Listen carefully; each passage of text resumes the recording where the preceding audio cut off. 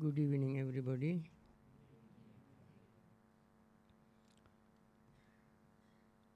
I want to continue these talks on jhanas. I hope you all have your handouts. And today I like to start with what are the jhanas. The jhana is a Pali word which I think is popularly used these days as Zen. The word Zen is derived from the word jhana, which comes from the Sanskrit word dhyana. Now, although we use this term very often, most probably many people are not quite familiar with the meaning. So let me spend few minutes in explaining the meaning of the word jhana. I'm not going to go into great detailed explanation, but I want to give you a very superficial meaning of the word jhana. Jhana has two meanings. One is burning, other is suppressing.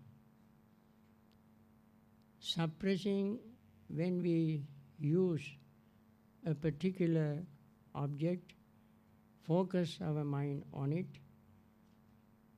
hindrances arise, we overcome these hindrances temporarily. That is suppressing hindrances, holding them at bay. We make them weak. But whenever a chance arises, they arise again. There are certain jhanic factors. All the jhanic factors we assume like a team. The jhanic factors must work as a team. And the opposite of jhanic factors are hindrances. And they also play a role of a team. They work together. Now just imagine there are these two teams competing with each other. So whenever the team of hindrances becomes strong, jhanic team becomes weak. Then you lose the jhana. When the hindrance team becomes weak, jhanic team becomes strong, and you stay in jhana. So you keep playing this yo-yo situation. And you will not be able to completely destroy them. The reason is, underneath of hindrances, there are other very strong, powerful mental states, which are called fetters. It's just like you have some plants above the ground, on the ground, and you cut them off. But after sometimes they rise again. Just like bamboo. Bamboo is a weed. It keeps growing no matter how many times you cut them, try to remove them. It is almost impossible to remove bamboo plants. I know it from my own personal experience. Why? Because underground there's a whole network of roots, and they are very strong and powerful. Similarly, under hindrances, there is a whole network of defilements which are called fetters. So long as fetters are there, we can never get rid of hindrances. And the other aspect of meaning of jhana, therefore, is called burning. In Pali, lakkana upanijjhana. Lakkana means characteristics. What are the characteristics? Impermanence, unsatisfactoriness, and selflessness. When we deal with them, it's a long, very meaningful, effective procedure. When we practice that, one day we would be able to destroy fetters. When the fetters are destroyed, hindrances will never arise again. So that is the second meaning of jhana. So jhana also has other meanings. Some are called mundane jhanas, others are called supra-mundane jhanas. Mundane jhanas simply suppress hindrances, supra-mundane jhanas destroy fetters. Now,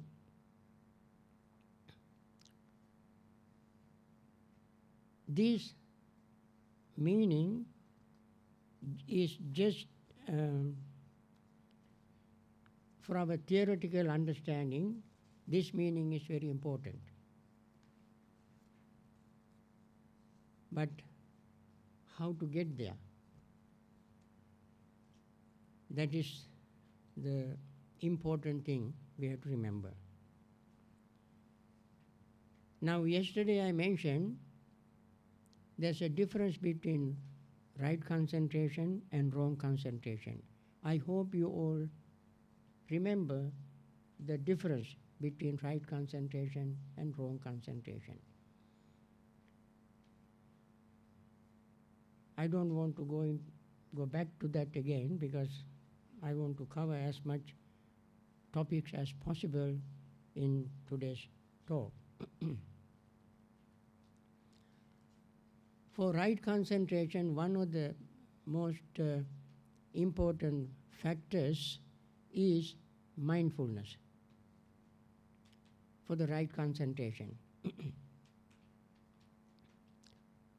Sometimes you might wonder what mindfulness got to do with concentration. These two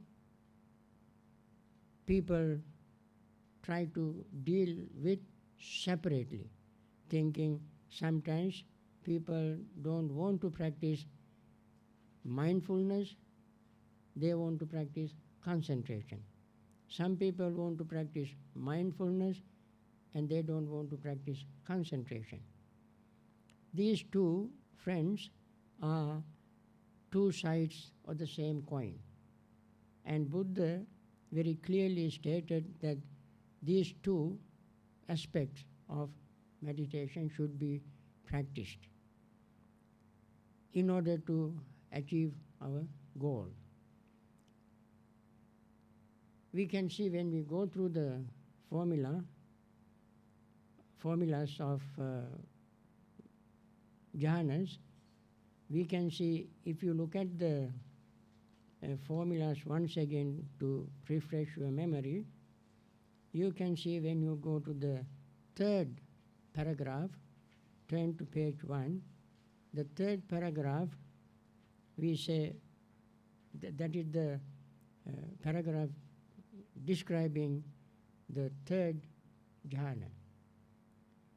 With the fading away of rapture, one dwells in equanimity, mindful and discerning, and one experiences in one's own person that bliss of which the noble ones say, happily lives one who is equanimous and mindful. Thus one enters and dwells in the third jhana. And now you can see mindfulness emerges in the third jhana. How does mindfulness emerge all of a sudden in the third jhana? Because from the very beginning we practice concentration with mindfulness. We will talk more about it later on. I just want to mention it now in order to show the difference between right concentration and wrong concentration. Mindfulness is the seventh step of the Noble Eightfold Path. In my book called Beyond Mindfulness, I emphasized the relationship between mindfulness and concentration in great detail. So that is an absolutely necessary factor. And then clear comprehension. Clear comprehension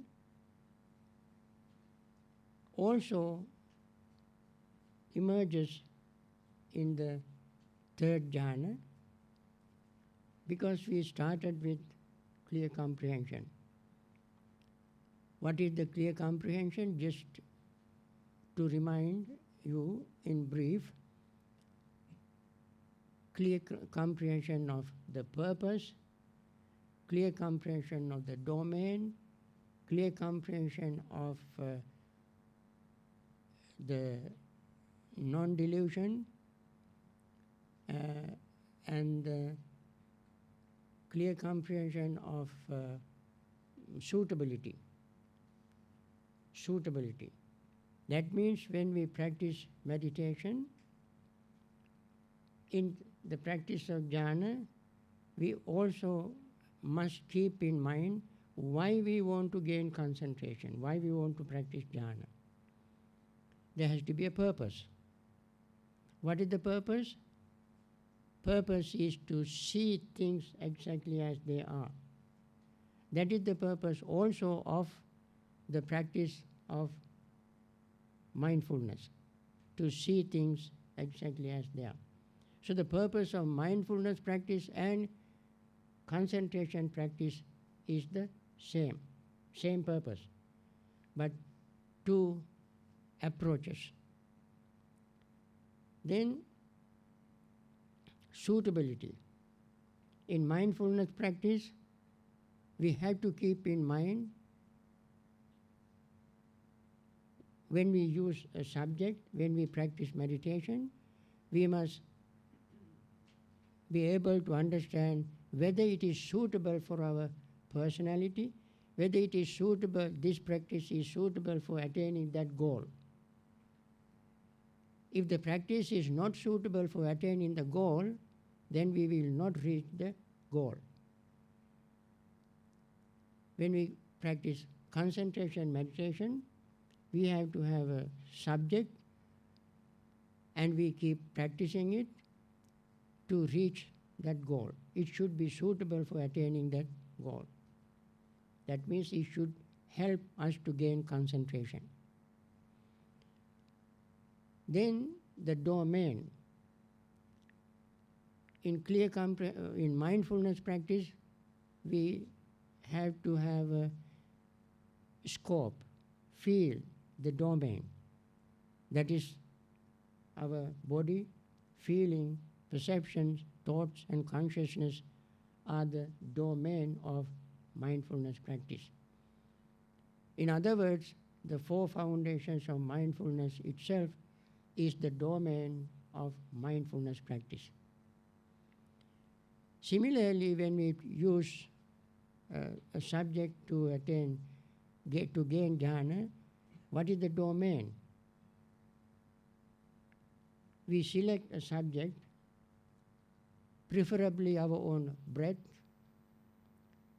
because we want to gain not only concentration, but also should be able to use the concentration to understand things exactly as they are. when we use other subjects, even though we may gain concentration, seeing things exactly as they are would be somewhat vague, not clear. For instance, using something like casino objects to gain concentration, we can gain concentration. But the casino objects are not highly recommended in Pali text except in Visuddhimagga. Also in Mahasakrudaya Sutta in Majjhima Nikaya, Buddha has mentioned it as a list of subjects of meditation, but never has explained the way how to use kasina in detail. Never explained. But Buddha always invariably used the breath in many places to use as a subject of meditation. So the breath is used for gaining insight, for mindfulness meditation practice, and also we use the breath to gain concentration practice, jhana practice. So that is our domain. Is it suitable? Yes, it is suitable, because when we use the breath, the mind unites with the breath.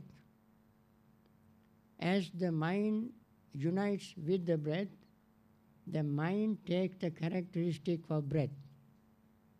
Since the breath is pure, clean, without having any geographical, national, ethnic, provincial differences, it is universal,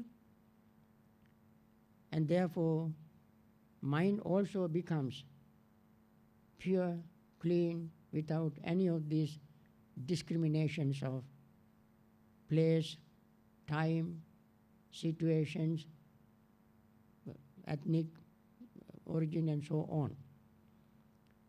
And therefore it is quite suitable for using to gain concentration.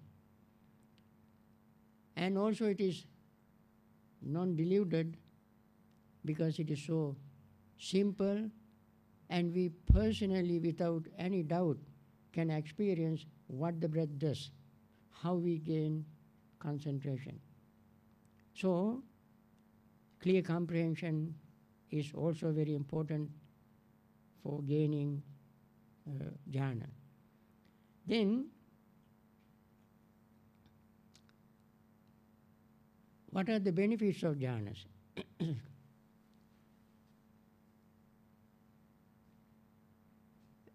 Buddha called it Sukhallikana Yoga. And Sukhallikana Yoga means indulging in pleasures. And indulging in pleasures is not a part of our wholesome practice. Remember when Buddha was talking about two extremes, self-mortification on the one hand, and on the other, self-indulgence. But in other places, he used four kinds of indulgence, very highly recommended. What are the four kinds of indulgence? Pleasures is attaining four jhanas.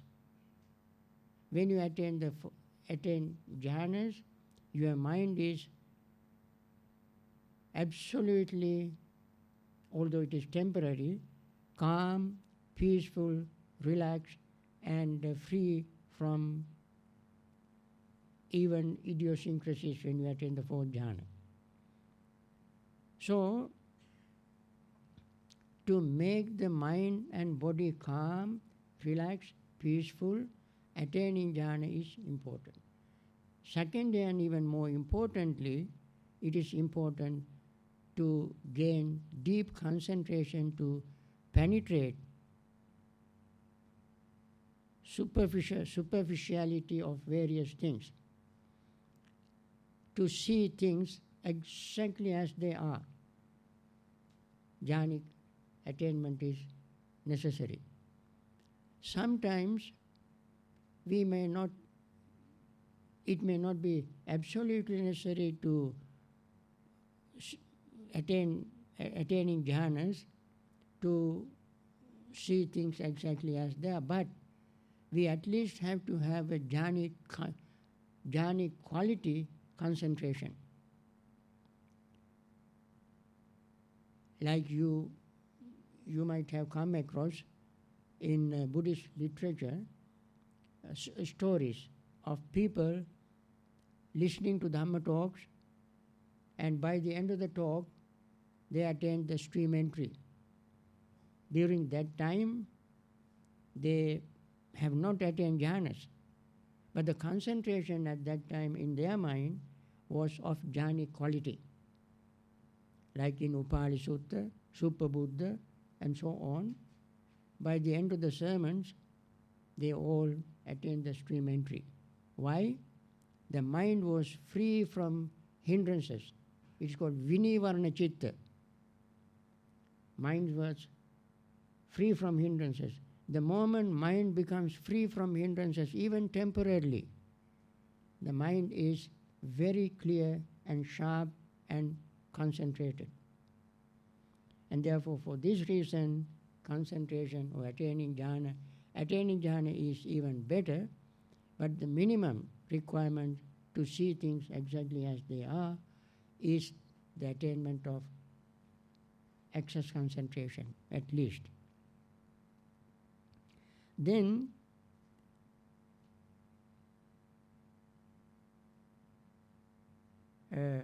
potential pitfalls of jhanas. Sometimes, when your sitting is very comfortable, posture is comfortable, atmosphere is comfortable, not humid, not too hot, not too cold, and place is relatively dim. There may not be too much noise. Everybody is quiet. You also come after your meals and so forth. All these are very good factors to put you to sleep. When you are sitting on the cushion for 10 minutes, you feel so sleepy. Sleepiness is so sweet. You welcome it. And you get sucked into this drowsiness. And very soon, you fall asleep. After about an hour, if we ring the bell, you wake up and say, I had attained the 4th jhana. That is one loophole. That's what is called a hindrance. I think you might have experienced this kind of attaining jhanas many times. And friends, as I mentioned yesterday, sitting quietly is necessary. Making the body relax is necessary. And removing various psychic irritants temporarily is necessary. But that alone is not enough to attain jhana. We must remain alert, mindful, and fully aware of what is going on. If we lose our awareness, our focus, our steadiness, and simply become very totally let the body collapse, relax, is not enough.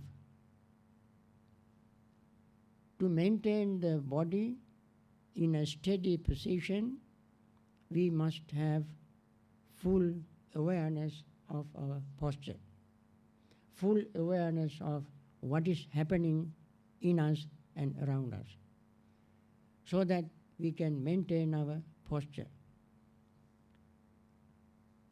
And also, when people sit to meditate, they have various type of visual images, and they think these images are the sign of concentration, because we talk about sign of concentration, nimitta. And as soon as they see all these mental images, they think that they are going to gain concentration, and next moment they fall asleep, and then they think, since they saw these signs, you fell asleep, and then you thought, because you had sign already, and next moment you fell asleep and you attain jhana. These are some of the loopholes. And joy arises, happiness arises, tranquility arises, and various type of peaceful mental state arise. All these are sometimes can be impediments, and we must be able to overcome them. There are various type of impediments. Actually, I don't have time to describe all of them now, but I must mention very quickly some of these things got to be very carefully watched out. Then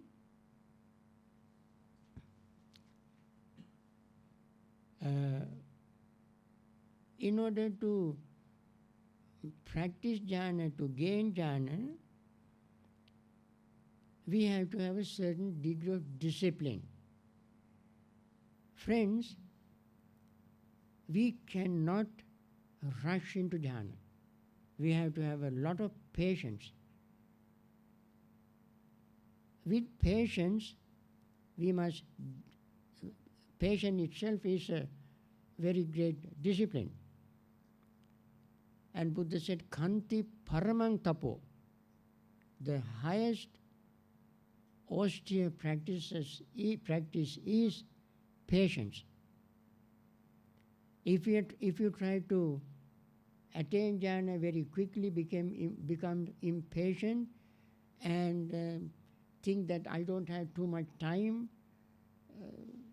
I should attain it very quickly, and you try very hard to attain it, you will not attain jhanas.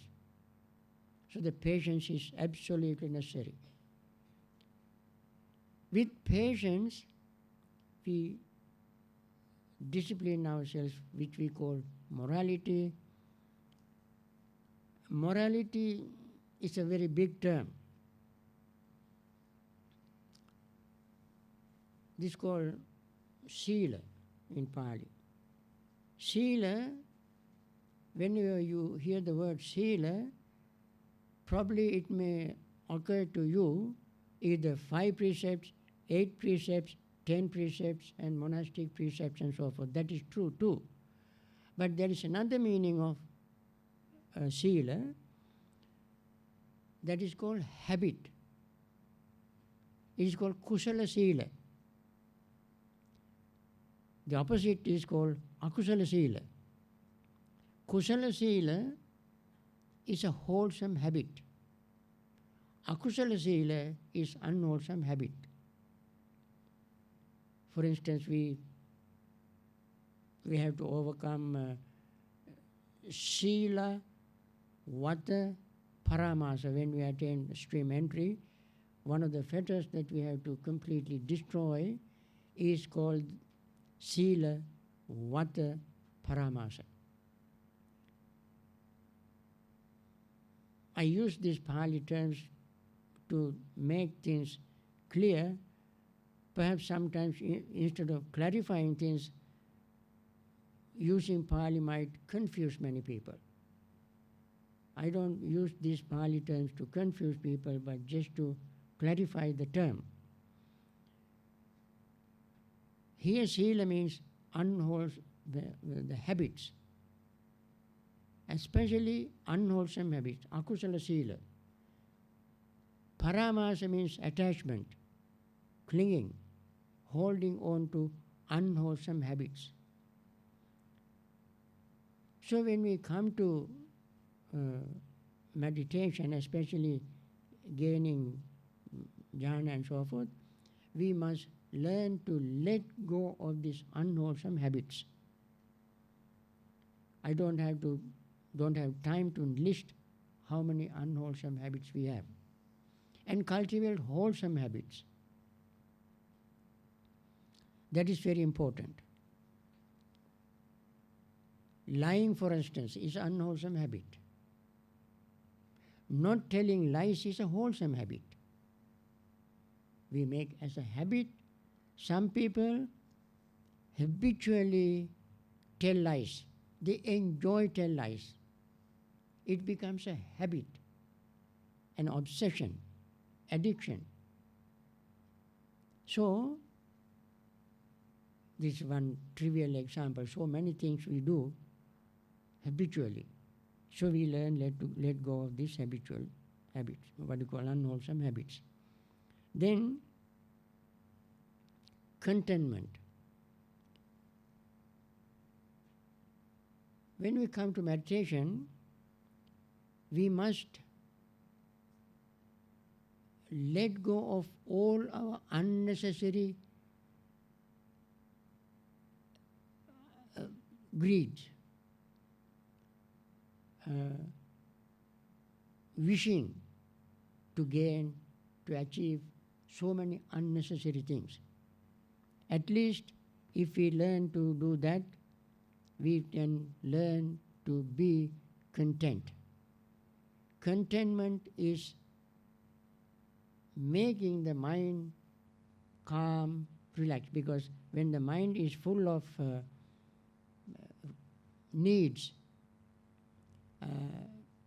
unnecessary things, then mind is agitated, excited. It won't gain concentration. And therefore, in order to gain concentration, contentment is very important. And then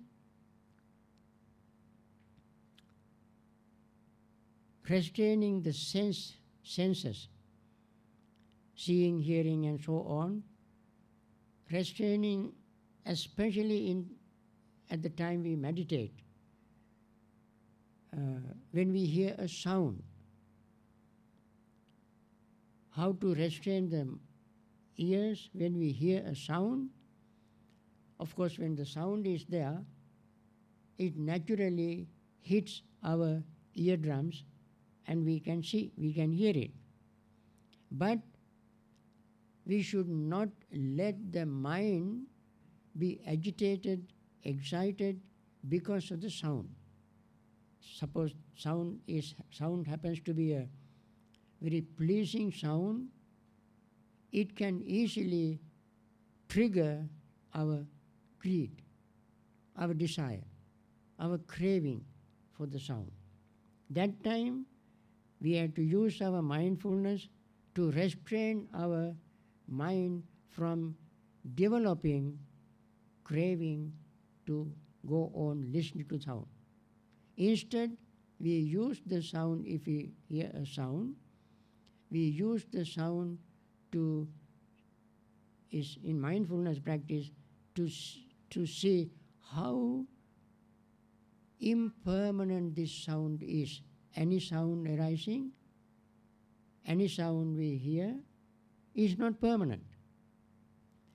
It is impermanent, it is fading away.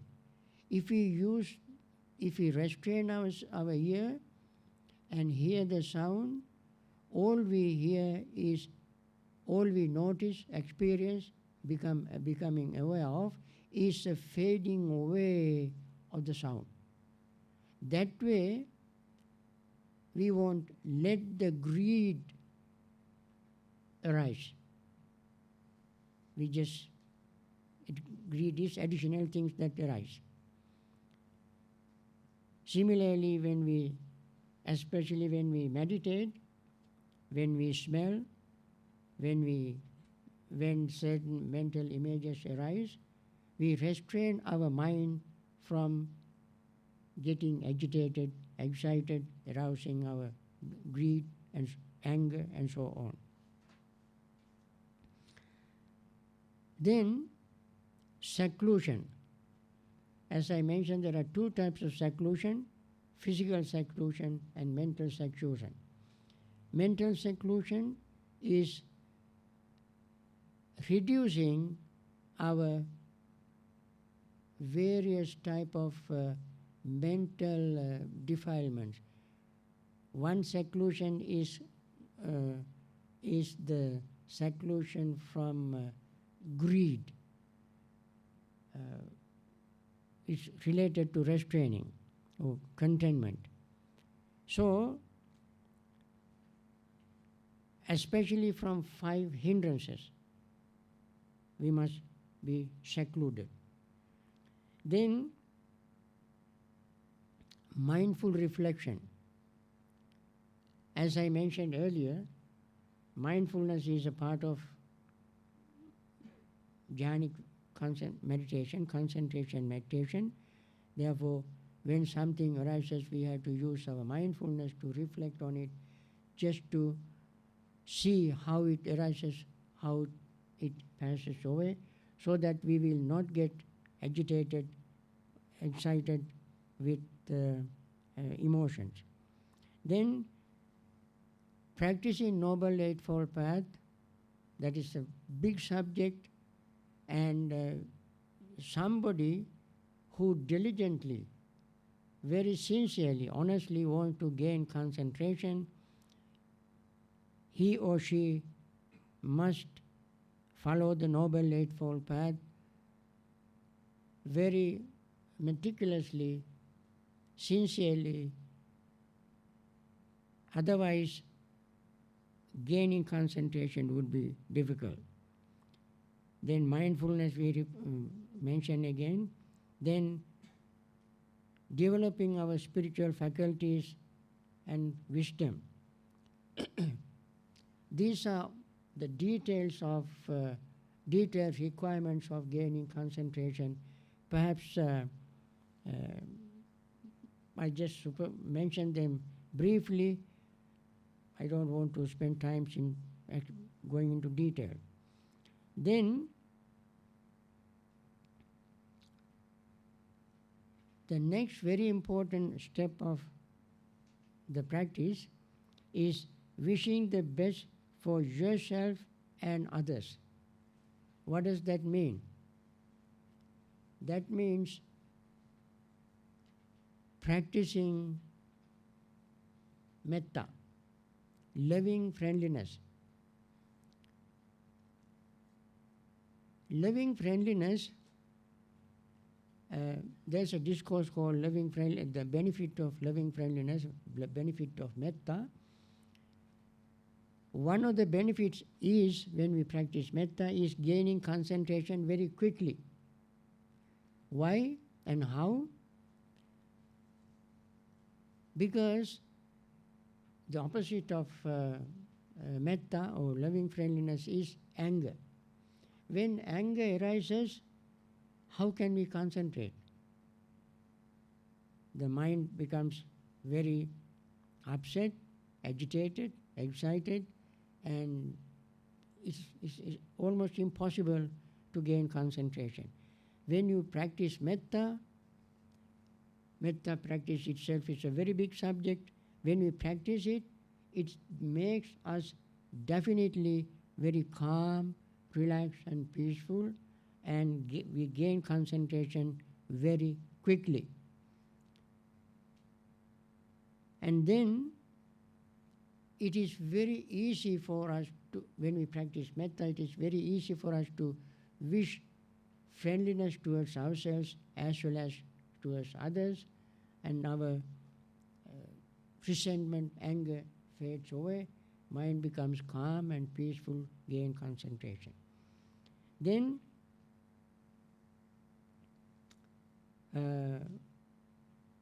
with metta is why metta is important for jhana. Metta is important for jhana, especially to overcome our anger. Then we start our meditation practice with loving friendliness for this very purpose. Because during the time we meditate, if any resentment or anger arises, we go back to our metta practice. So the metta practice will keep refreshing our mind of peace, calm and relax. Then it will be refreshing again and again. Then our mind becomes so calm and peaceful, we gain concentration. Again we mention mindfulness. So the next important thing to gain concentration is using mindfulness of breathing. When we use the breath as an object of concentration, what happens, as I mentioned earlier, breath and mind becomes one. Mind unites with the breath. And the breath becomes, first it is sort of gross, and then slowly it becomes subtle. As the breath becomes subtle, the mind also becomes very subtle, clear, and slowly breath is fading away. As the breath fades away, we may not even feel the breath. Since the mind has already united with the breath, when the breath disappears, mind already is very clear, and gain concentration very quickly. When we gain concentration using the breath, although the breath disappears, mind's quality increases. It becomes clean and pure, and concentration appears very quickly. Then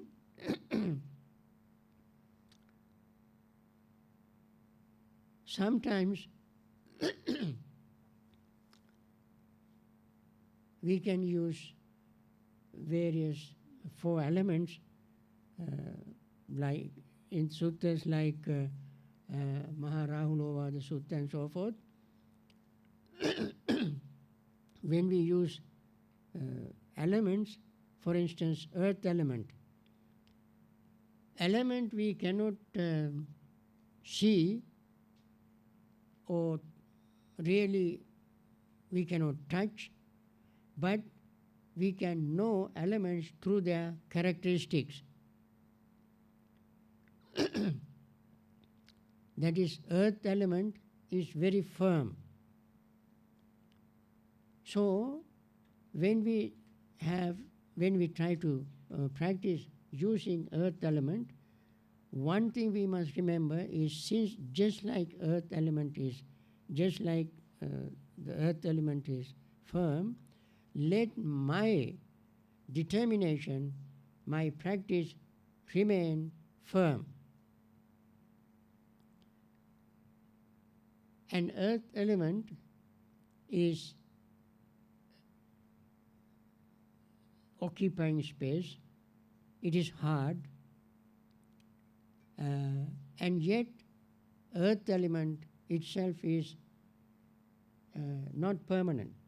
It is not me, it is not myself, it is not I. So we see, this is not I, this doesn't belong to me, and this is not myself. So we see this with mindfulness, and then mind settles down without getting confused. If we see the earth is mind, then desire arises. When we think the earth is myself, then confusion arises. Then if we are attached to the earth element, then greed arises. So craving, wrong view as self, and the conceit will fade away when we see the reality of earth element as this is not mine, this is not I, this is not myself. It is a phenomenon. It is there and it is impermanent, it passes away, it is not myself. When we see this as it is, mind settles down, greed, conceit and confusion temporarily fade away, and that helps to gain concentration. So each element should be used to gain true understanding. Through this true understanding, mind settles down and gains concentration. Then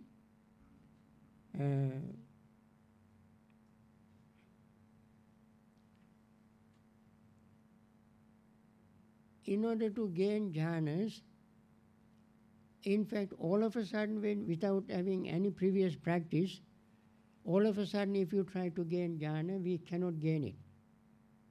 We have to keep in touch with the practice. That means we must do the practice daily. People who meditate daily, they learn to overcome certain difficulties, aches, pains, and so on, and are able to sit in one place for a certain period of time. For instance, in order to gain concentration, jhanic concentration, we have to sit in one place. In any other posture, gaining concentration would be perhaps some may attain, but it is almost impossible. With all kind of physical movements, gaining concentration, attaining jhanas would be almost impossible. And therefore, sitting in one place, quietly, steadily, without moving, keeping the body still, would be necessary. This you cannot do all of a sudden. You got to train the body. Train the body to sit in one place steadily, in order to gain concentration, meditation, in order to gain jhana. And therefore, daily practice of meditation, whether you practice mindfulness or concentration, whichever you practice, you got to practice daily, sitting in at least for 1 hour at least every day you have to practice. And as you keep practicing, you condition your body to sit in one place quietly. And that body conditioning is also very important to gain concentration or to gain jhana. Friends, these are the few preliminary things that we have to remember when we want to practice jhana. With this, I like to stop the talk and spend just like yesterday, for another half an hour in practicing meditation. And I also like you to look at the paper. I think it is better for all of us to recite the passages on loving friendliness. So keep the light on until we finish the recital and then turn off the light.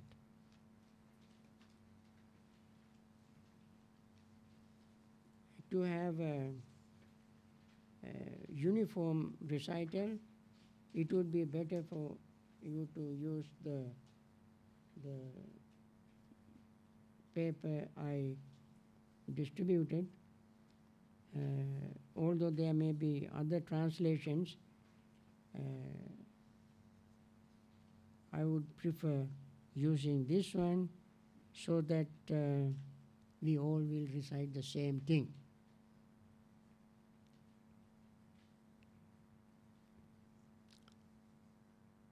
Okay?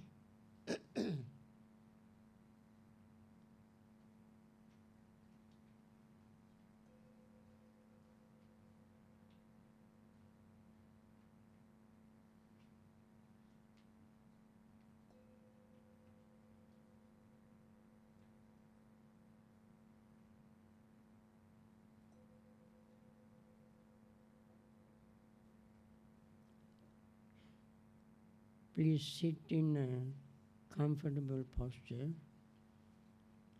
Make your body straight, upright and relaxed. Keep your hands on your lap, right on the left, crossing thumbs each other. And then recite these passages. We all recite together.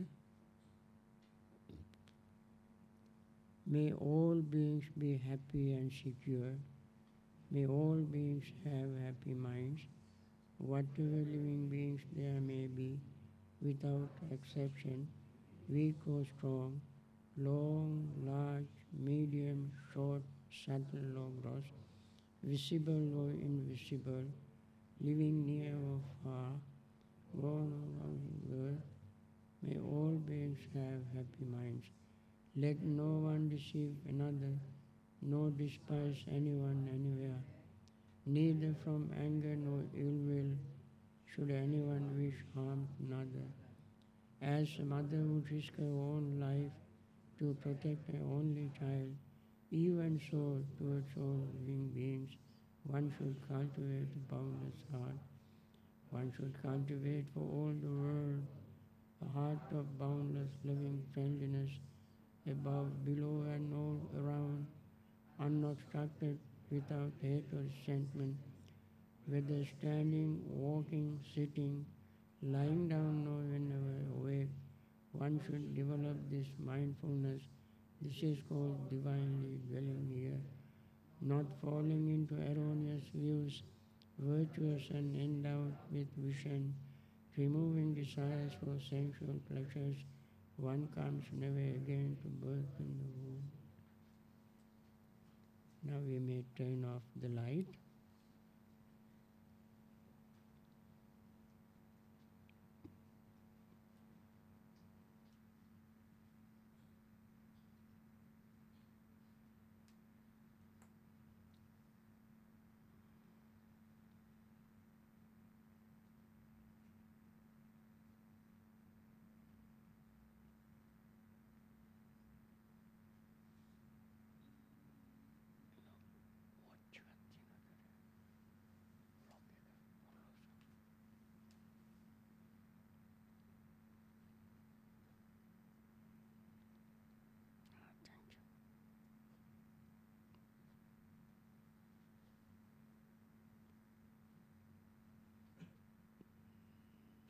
The time we are spending in real practice is very short.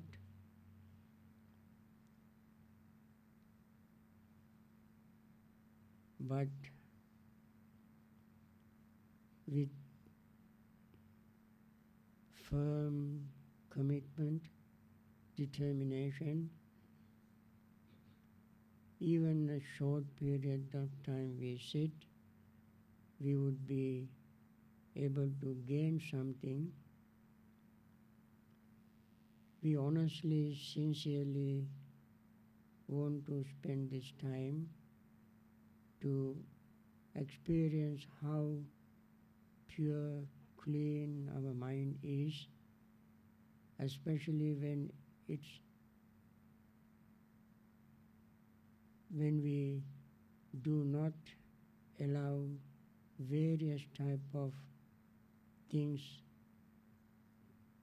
to happen. We don't want to think of anything before we came to the practice, nor do we want to think of anything that we are going to do after we leave. All these have to be suspended temporarily and spend this short time focusing our practice, our mind on the practice, and pay total undivided mindful attention to the feeling of breath. There is no other way of knowing the breath other than feeling it. So try to feel the breath without assumption, using words or concepts, and pay total attention to the sensation of inhaling breath and the feeling of exhaling breath.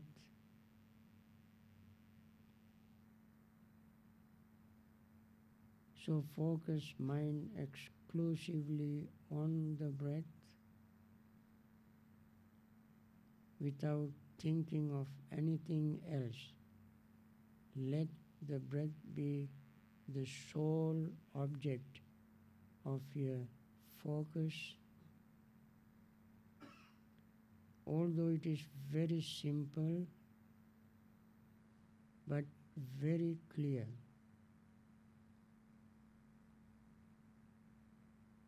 Breath is pure, clear, and try to focus the mind on this pure, clear breath. Don't let any thought interrupt the breath.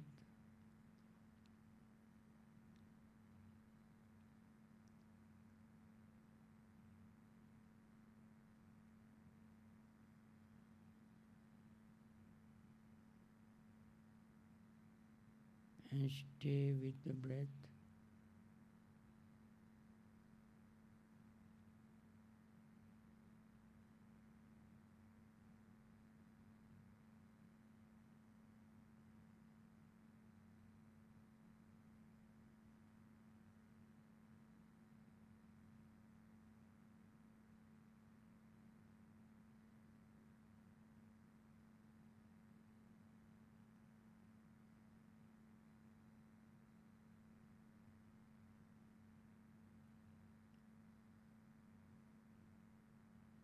Just pay attention to inhaling breath and exhaling breath.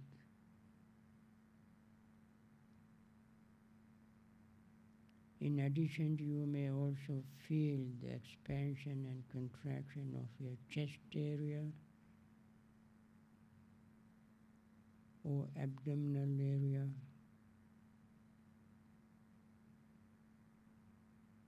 They also are very natural.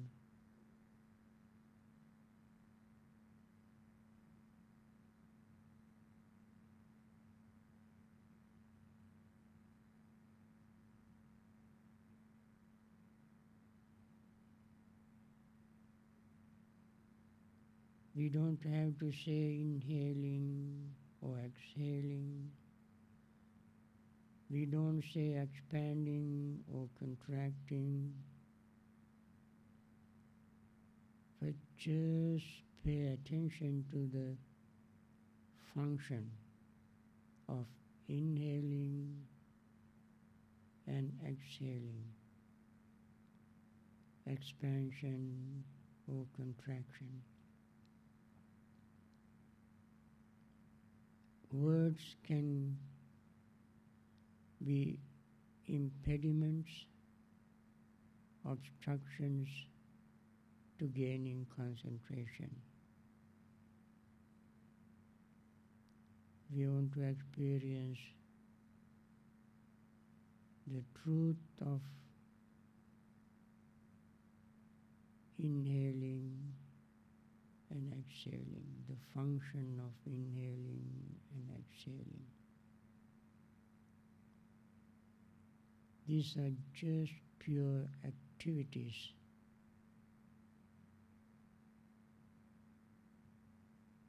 They are not words or concepts, ideas. Let the mind be totally engaged in these functions, activities.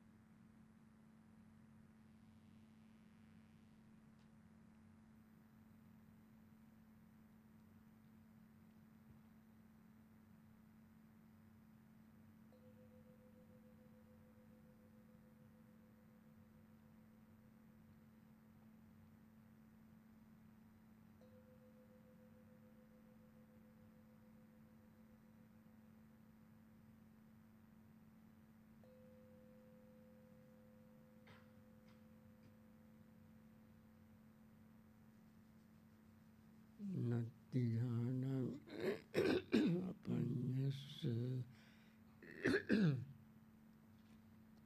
panyanati adhayato iyam hi jhananche panyache save nibbana santike. There is no concentration without wisdom, no wisdom without concentration.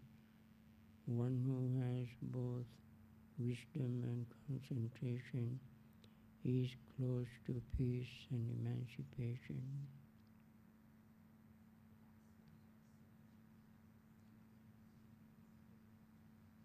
Just like last night, if you have questions, I can spend at about 10 minutes answering your questions.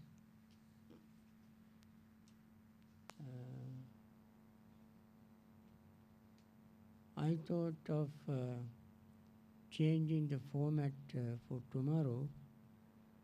If you, since we did not have much time to answer questions, if you prefer asking me questions tomorrow evening, perhaps I can spend some time answering them. But 10 minutes, within 10 minutes we cannot answer too many questions, neither can you ask too many questions.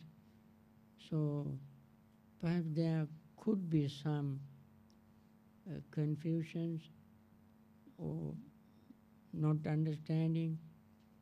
In order to clarify your doubt and so on, if you like to change the format tomorrow evening, we start with answering questions.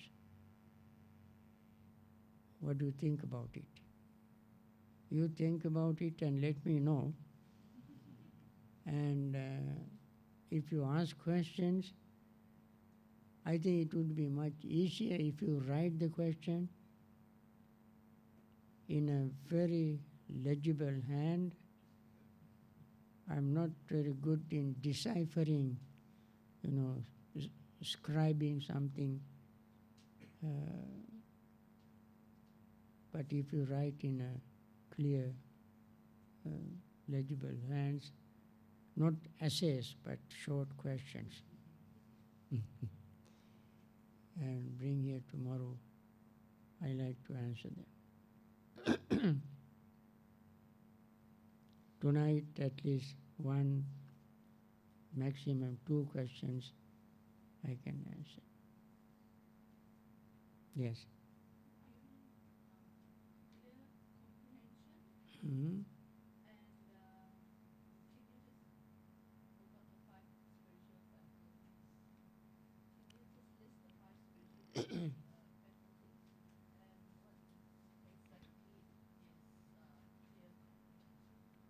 Okay, there are 2 questions coming from one person. One question is, what is clear comprehension? And the other is, what are the 5 spiritual faculties? Clear comprehension is understanding very clearly, without any confusion, understanding the purpose of practice, purpose of meditation.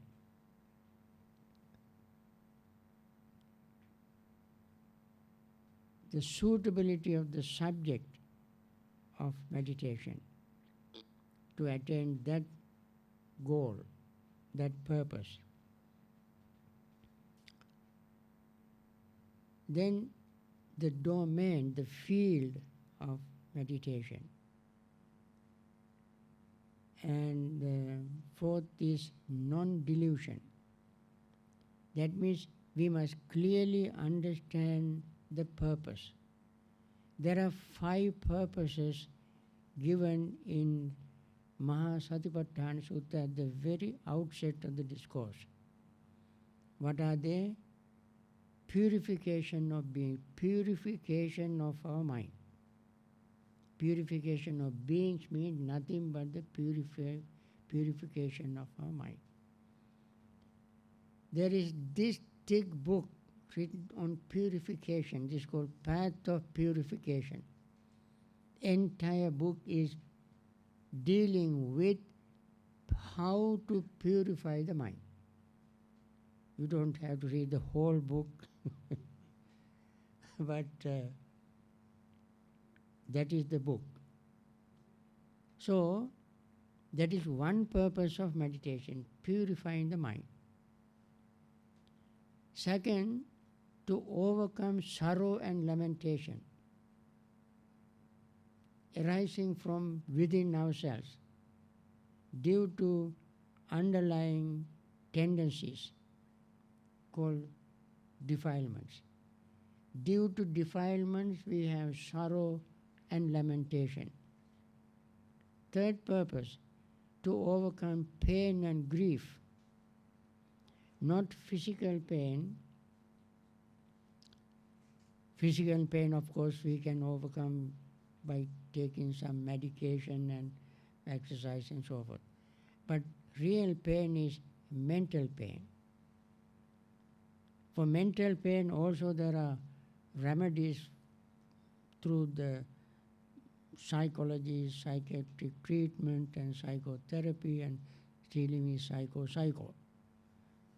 But the real psychotherapy is to remove the root of mental pain. Without dealing with the root of mental pain, we cannot remove the pain.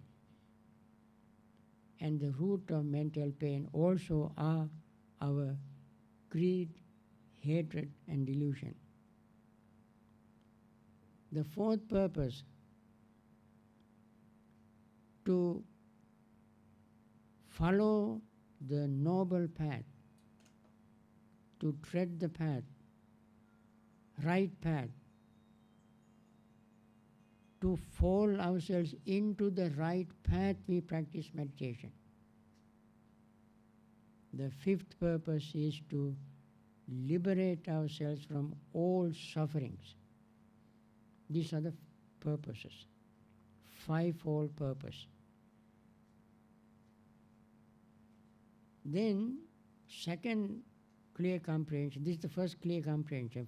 First clear comprehension is understanding these five purposes, the purpose of meditation. Why we meditate? Not to make much money. Perhaps you may lose money when you meditate. Not to get popular. You may even lose the popularity.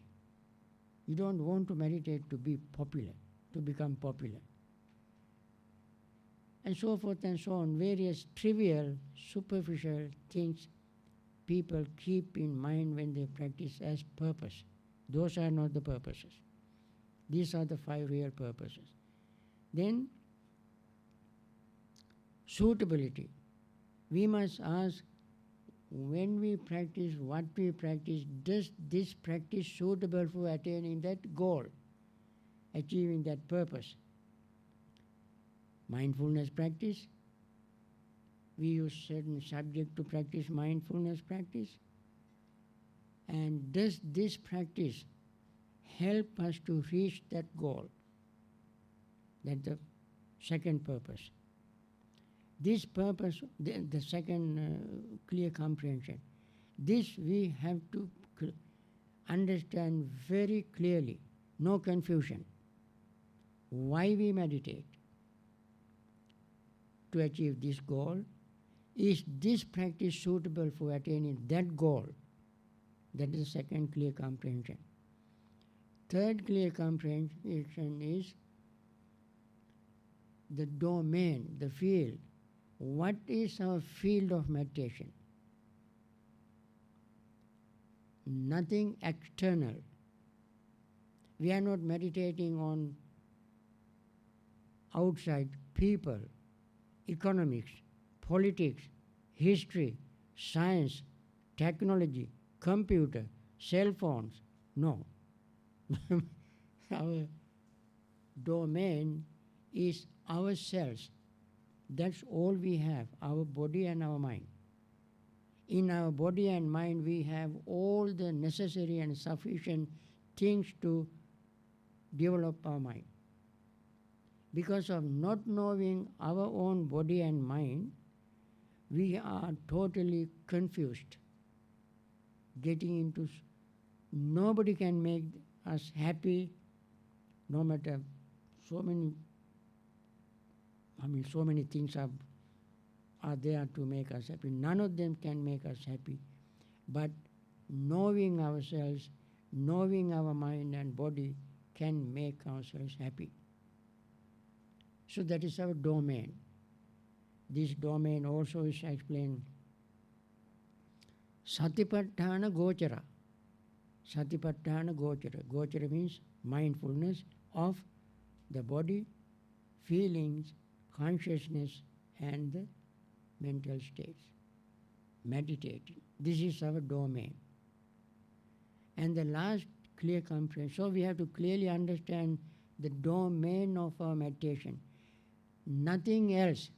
Friends, especially in the Buddhist meditation system, dealing only with our own body and mind. Nothing else. That we have to clearly understand. Fourth clear comprehension is non-delusion. We are not using any of these subjects of meditation to thinking that this body is made up of some kind of permanent substance. Mind is not made up of some permanent substance. Feelings and so on, they are not made up of anything permanent.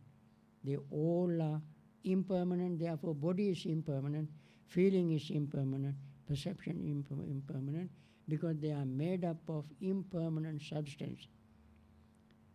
Body is made up of elements. Elements are impermanent. When the elements are impermanent, how the body can be permanent? Body also has to be impermanent. Like that, we have to have a non-diluted mental state, clear, correct, unambiguous mental state. These are called four clear comprehension. The five spiritual faculties are faith, saddha, perseverance or effort, mindfulness, concentration, and wisdom. They are called saddha, virya, sati, samadhi, panya in Pali. Faith, perseverance, mindfulness, concentration, and wisdom. These are the five spiritual faculties. Actually, in all these groups, concentration is included. In every group, concentration is included. And therefore, it plays a central part, central role of meditation. Everything pivots around concentration. I think that's all. I said two questions. So it doesn't matter whether the two questions were asked by two people or one person. So, two questions are asked, and I hope you keep your interest kindled to come back again tomorrow and come up with your questions. Then the session will be more lively when we all participate in the discussion. We get more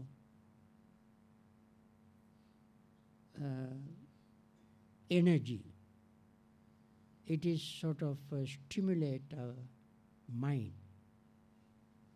and therefore, and also can get some doubts clarified, and therefore come up with questions and try to change the format rather than my talking. It is monotonous, too boring. Jhana practice, unless you are very serious, listening to talk on jhana is not fun. It is so boring, tiring, monotonous. But when you ask questions, you get stimulated, I get stimulated, and discussion will be very lively. So come up with questions. Good night.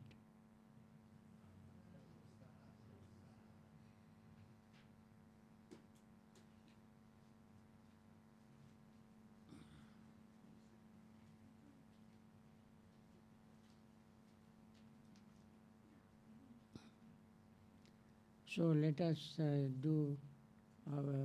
give our blessings to everybody by chanting a couple of stanzas.